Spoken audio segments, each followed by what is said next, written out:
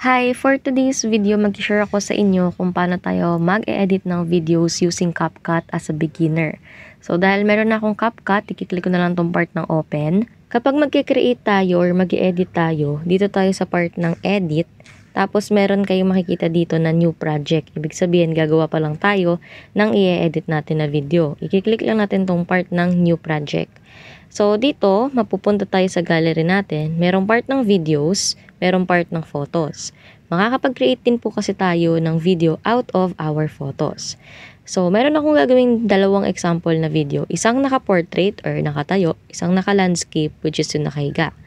So, unahin ko muna, kunyari, etong portrait. So, sa pag-create po ng video or pag-edit, kapag magsaselect tayo ng video, pagka-click natin dito, magkakaroon ng 1. Ibig sabihin, siya yung una sa sequence. Kapag alam na natin kung ano yung isusunod nating video, pwede natin i-click yan. Yan yung magiging number 2. After nyan, i-click natin itong part ng add.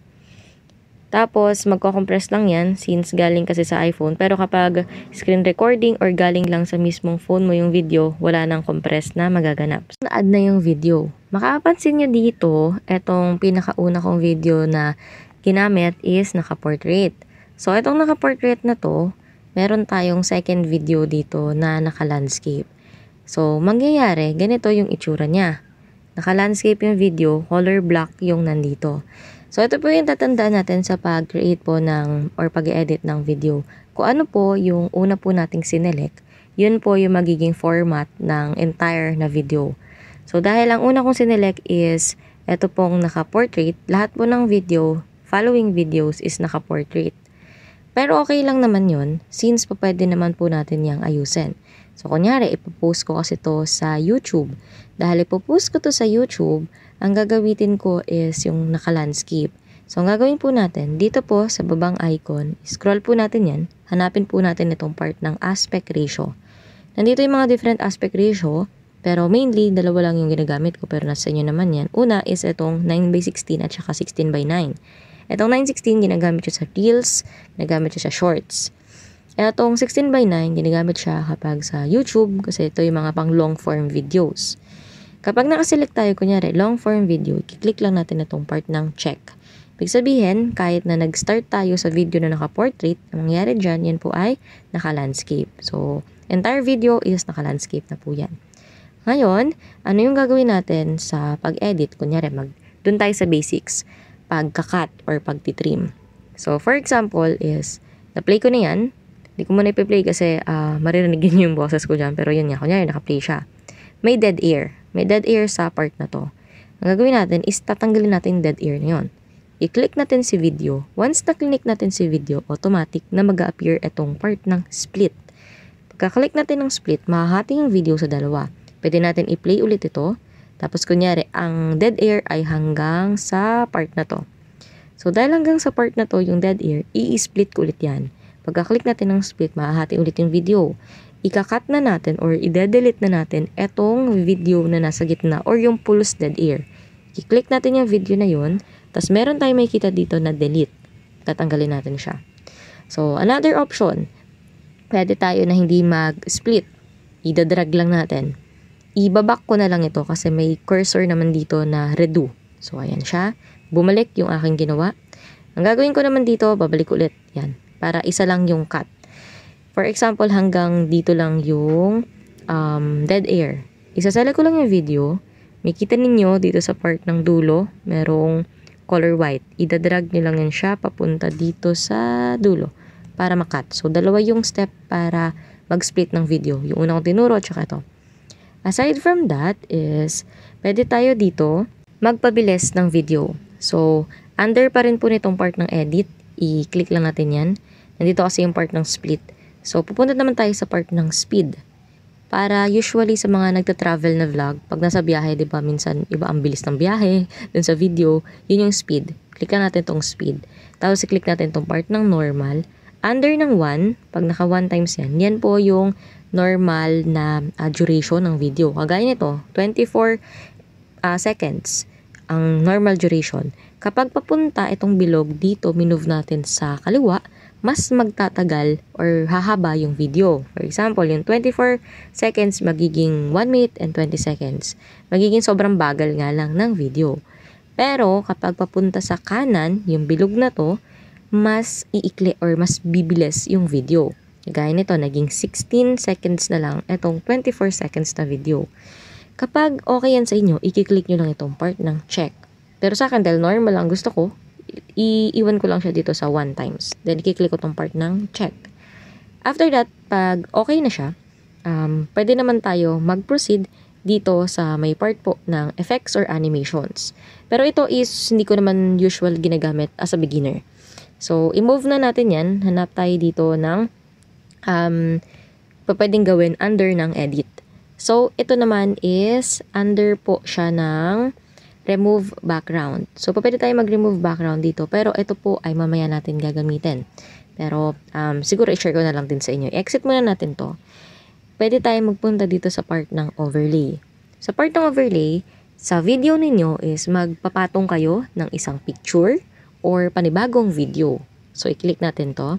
Siguro yung pinaka-the best dito is yung subscribe icon. Di ba minsan may mga nakita ko sa mga vlogger, may lumalabas na subscribe. So, turuan ko kayo doon. So, i-click nyo itong part ng add overlay. Dito, hanapin natin itong green screen. Green screen na to. Yan. Click natin, then click add. Dito ko siya ilalagay. Pwede ko naman yan siya i-move. Yan, pwede ko yan siya i-move. Pwede ko din yan siya i-drag dito. Pwede ko din yan siyang i-cut. Kung ano yung ating nagagawa sa video, pwede din natin gawin yan sa overlay. Pag okay na, i-exit natin to. Exit ulit. Balik tayo sa edit. Tapos hanapin natin yung remove BG. Tatanggalin kasi natin itong color green screen. Dito meron namang auto removal, pero for free, since naka-pro tong auto removal para sa beginner, chroma key. Click mo yung chroma key. Then dito, itong color picker, mayroon kayo makikita dito na bilog. I-move mo lang siya sa tatanggalin mo. Color green.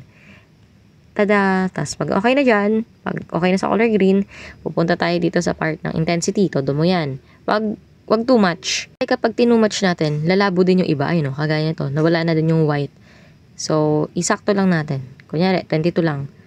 So, kung hindi naman green screen yung tatanggalin ninyo, itapat nyo lang itong bilog. Kunyari, yung red yung tatanggalin yun. Yan, di red. Pero ngayon, green yung tatanggalin natin. Tutok ko lang sa green, then click check. Pag okay na, ayan, 'di ba? Meron na tayong meron na tayong na-add or na-add overlay dito. Ang nangyari dito, yung overlay natin nasa gitna. So, paano natin siya i-move? I-click mo lang tong overlay na yan. Then, pwede mo yan siya paliitin, pwede mo siya palakihin. Pero sa akin, medyo papaliitin ko lang siya. Then, ilalagay ko siya dito sa dulo. So, okay na yan siya. Ngayon, what if yung inyong in-add overlay ay hindi ninyo makita? Kunyari, ganyan yung itsura, hindi nyo makita. Ang gagawin nyo lang is, i-click nyo lang itong part ng edit. Tapos, sorry, hindi pala edit. May kita nyo dito sa part ng overlay. Mag-a-appear na yan. Mag-a-appear na tong overlay natin. Okay, so alam na natin kung paano natin gagamitin tong remote BG. So, what if mahina yung inyong audio? Pupunta kayo dito sa may part pa rin po to ng edit ha. Tapos, i-scroll nyo lang yan. May kita nyo dito yung pinaka-volume. Ito, volume. Click mo. Katabi lang siya halos ng remove BG. Sa volume, pwede mo siya palakasin. Pwede mo siya pahinaan. Pwedeng wala din mismong sound. So, kunyari, wala mismong sound para hindi istorbo dito sa recording ko. Tapos, i-click ko lang tong part ng check. Ibig sabihin, yung buong 24 minutes na to, itong clip na to, ay naka-mute. Pero, yung next na clip is hindi yan naka-mute kasi hindi naman yan yung minute ko. Kung gusto ko i-mute yan, i-click ko lang yung next clip, then click volume, tapos click mute or idadrag ko to pa left. Pag pa left, pahina. Pag pa right, pataas ng volume. So, click ko lang tong part ng check. So, okay na. Ngayon, dahil okay na yon, punta tayo sa edit ulit. Alamin natin ano pa yung pwedeng ituro sa inyo. Transform. Ito yung pag-cut. Minsan kasi, pwede tayong gumawa ng video out of sa photos. Pwede siyang i-crop. Click itong part ng transform. And then, pwede siyang i-rotate actually nandito din. Kunyari, patagilid, pag ganyan. Kung hindi man, pwede siyang i-resize. Nandito yung crop. Nandito yung 9:16. Gusto nyo ba ay 16:9, 1:1, 4:3. So, i-custom ko muna. Ganyan siya. So, ayaw nga lang. I-reset ko na lang yan. Tapos, pwede mo siya i-drag pag ganito. Yung usual ba na pagka-crop ng picture. Ayan. Pero ito, entire video yung crop. sa part na yan. So, kunyari, hanggang dito lang. Tapos, click ko tong check sa taas. So, okay na yan siya. Nakakrop na yan. Ganun po siya. Aside from that, ang pwede din sa inyong ituro as a beginner is duplicate. Meron din ditong part ng duplicate at saka, ayun, yun lang naman. Duplicate. Literal na duplicate. Yung click ninyo na clip is pwede siyang ma-duplicate. Click nyo lang to. Dodoble yan. Ayun, sa kabila, nandun ulit. Umulit lang siya. So, tatanggalin ko lang to. I-delete ko lang. Click ko lang yan. Then, simply delete. So, okay na tayo dito po sa part ng edit. Dito naman tayo sa part ng audio. Kunyari, cooking video ang ginagawa ko.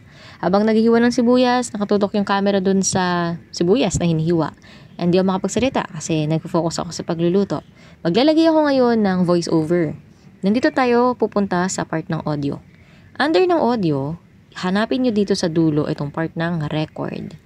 Etong blue icon na yan, yung parang microphone. Kapag click nyo ganyan, na isang click lang, hindi ko kasi masasample ngayon kasi maya mag-error yan kasi naka-record ako. Ayan, di ba?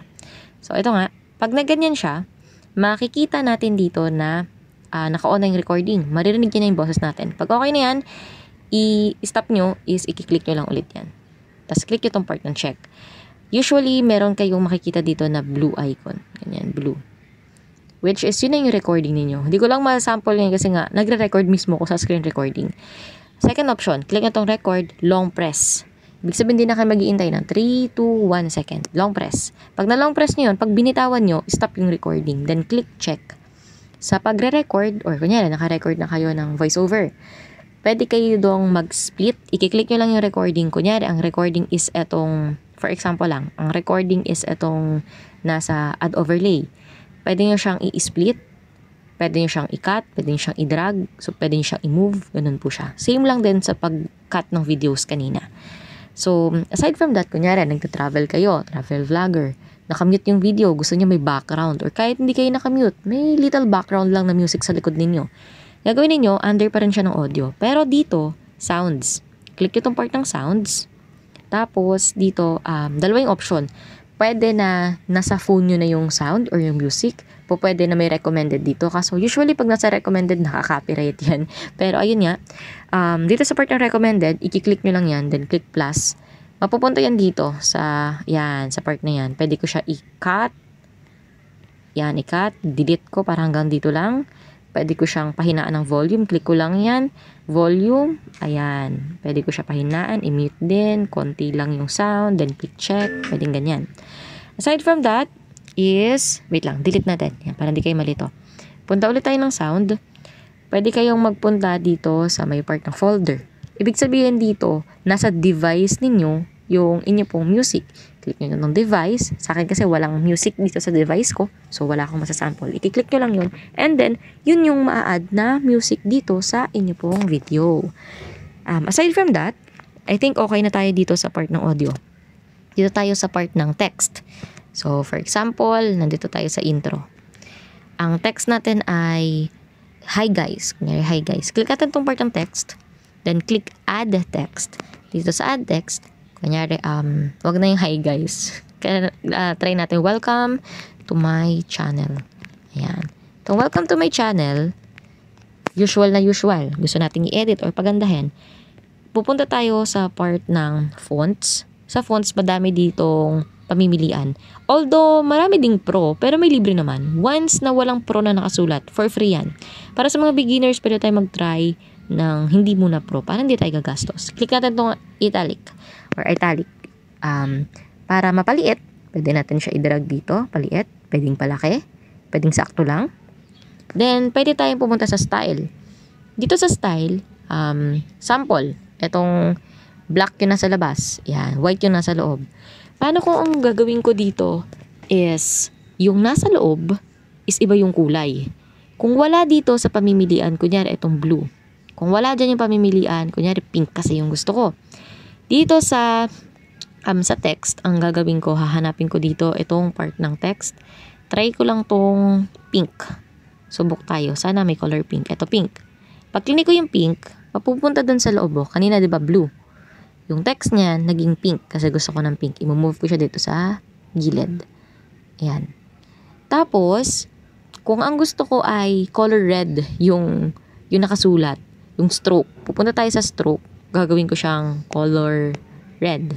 So, red na. Kaso nga lang, ang sakit sa mata. So, ang hitatry ko na lang is, kunyari, itong white background, tapos purple sa loob. Kung ayoko niyan, pwede ko ding palitan yung mismong background. Kiklik nyo tong part ng background. Kunyari, color black. So, ganyan itsura niya. Pero, i-remain ko siya as white. Tapos, pwede ko ding i-edit yung style ng background. Pwedeng pa-box, pwedeng pa-ganyan. So, yung sa akin, pa-box muna, for example. Ngayon, papaguhin ko lang kasi medyo hindi okay sa mata. Gagawin ko yung text ko ay color pink. So, ayan. Ganyan itsura. So, okay na ako sa ganyan. Pwede ko siya palitan. Nandito yung size. Pwede palakihin. Pwede yung pag-edit ng size is nandito lang. Ito. Tapos, minumove mo siya. So, pag okay na yan, pwede kayo magpunta sa effect. Kayo na yung bahala mag-try ng mga to. Meron ditong trending. So, as time goes by, mas may intindihan nyo to. Pero as beginner, pwede kayong simple muna dito sa part ng font para hindi masyado mabay yung video natin. Pero yan nga po, click natin tong part ng check. Pwede natin to i-drag hanggang sa pinakadulo ng video meron. Pwedeng ganyan. Or hanggang dito lang sa unang clip. Hanggang ganyan lang. So, ganyan po siya. Aside dyan is, pwede tayong magpunta. So, exit tayo. Punta tayo sa part ng sticker. Etong sticker, yan yung mga nakikita natin na biglang nagpa-pop up. Literal na sticker. Paano kung ang gusto ko dito is pusa, kaso pro to. Ngayon, pupunta ko sa search sticker. I-click ko lang tong kitten. Tapos may mga mag-a-appear na dyan, mga libre. So, for example, is itong kit kasi nito. Click ko yan. Hintayin ko lang siya na mag-appear dito sa akin pong screen. Tapos, click ko lang yung cancel and then click check. Pero wala pang nag-appear, so ulitin ko lang. Sticker, search ko yung kitten. Mukhang mabagal yung internet ko. Tapos, i-click ko lang ito. Loading. Ayan, nag-appear na siya. I-move ko lang siya papunta dito sa, sabihin natin dito sa kaliwa. Ayan. Tapos, click ko tong cancel and then click check. Pag tatanggalin mo siya, i-click mo lang tong part ng delete. So, iba ko lang muna kasi ang cute niyan. Pag okay na yan, pwede mo yan siyang i-drag papunta dito sa unahan and hanggang saan mo siya gusto. Pwede mo din yung i-clip, split rather. Sorry. Pwede mo din siyang i-split. Ngayon, for example, naka-exit to. Hindi mo makita yung overlay, hindi mo makita yung text and yung tinatawag na sticker.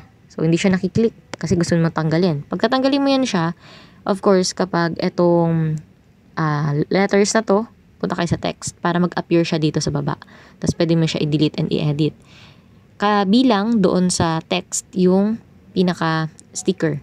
Pero yung atin pong overlay ay separate. Nandito siya sa part ng overlay. Well, aside from that, is okay naman. Siguro ito, pwede nito sa beginner. Punta kayo sa part ng draw. So, ang gagawin nyo lang dito, punta kayo sa part ng sticker. Pinakadulo, nandito yung draw. Kunyari, may gusto tayong tanggalin. Usually kasi yung isa ko kasi na YouTube channel, may tinatanggalan ako doon or may tinatakluban akong personal information. Pupunta kayo dito sa Hindi Pro. Click mo yan. Tapos pili ka dito ng kulay. So ako for example, ang pipiliin ko color pink ulit. Pulis tayo pink. Pink yan. Tapos ito yung size, maliit lang. Kunyari, i-zoom ko to. Kunyari nandito yung Hana na pangalan. Idadrag ko lang siya. I-erase ko kasi. Igaganyan ko siya. Tapos ikiklik ko tong part ng check. Kaso hindi nagana ngayon, iulitin ko na lang para makita ninyo ng mas maayos. Ayan. Kung nakikita ninyo sa screen yan, nag-pink na siya. Tapos ikiklik nyo tong part ng check. Tapos, pwede nyo yung i-drag hanggang saan yung tatakluban ninyo na name or personal information. So, nasa inyo yan. Pag okay na yan, pwede nyo yung i-duplicate din, kagaya ng video kanina. Lahat yan ay pwede nyo ma-duplicate, guys. Pag okay na yan sa inyo, pwede nyo din yung i-delete kung hindi ninyo bet. So, yung sa akin, di-delete ko lang kasi wala naman akong tatakluban ngayon. Click ko lang tong part ng delete. Tapos, exit ko na yan. Ano pa ba yung mga pwede para sa beginner? Pwede tayo dito. Nandito na din yung part ng background. Pinakadulo po ha. Dito ay background. Click mo yan.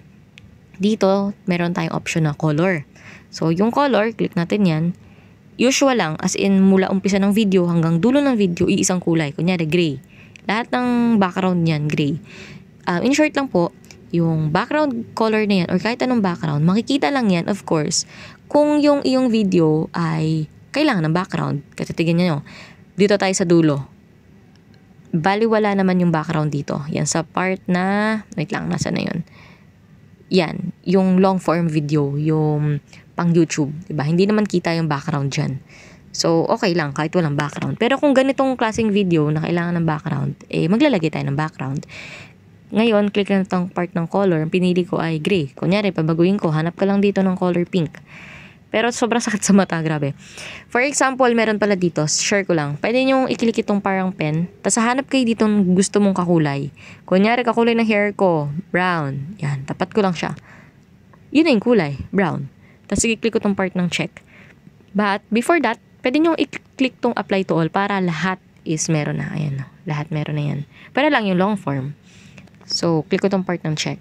Pwede din kayo mag-part ng image. Meron ditong parang preset na to. Wait lang, hina ng signal ko. Ayan, pwede tong libre as long as hindi naka-pro. Click mo tong purple para lahat na nandyan purple or hanap kayo dito sa baba. Kung gusto nyo na sa inyo galing yung picture, click mo lang tong part ng picture. Tapos, hanap kayo ng, kunyari, ito blue. Click mo yan. Then, click apply to all. Tapos, check.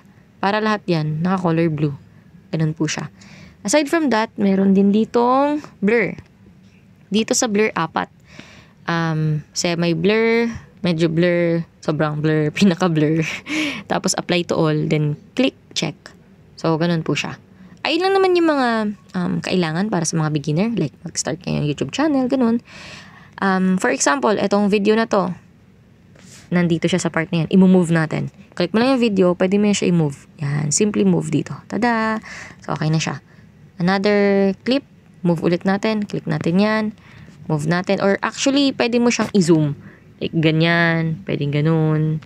Tapos, itong isa, no need na. Kasi naka-long form naman siya. Tapos, lastly, sa pinakadulo, merong name ni CapCut. O yun yung tinawag na watermark. Click mo yan. Automatic may delete dito. Click delete. Para wala po tayong pinaka-watermark sa dulo. Parang it looks professional, pero wala tayong binayaran. So, ayan po siya. Anyways, yun lang naman yung akin pong may-share ngayon for beginner. If ever na may mga questions kayo, pwede mo kayong magtanong sa akin. And hopefully, magkaroon ako ng time para mag-create ng video for that. Ayun lang, kapag mag-save tayo, click na natin tong part ng export. After nyan, naka-indicate pala dito, bawal i-exit yung inyong CapCut na application once na nag-save to kasi mag-error. Sayang yung iniintay ninyo. Pero overall, madali lang naman po ang CapCut, tapos libre pa. And makaka-access naman tayo dito kahit hindi tayo pro. Ayun lang po yung video ko for today. Sana po ay makatulong po ito sa inyo for some reason. So, hintayin na lang natin na mag-save ito para makita ninyo kung ano itsura kapag naka-save. Pag okay na yan, meron kayo dito makikitang ads minsan. Pag wala, click nyo na itong part ng done. Ayun lang po. Bye!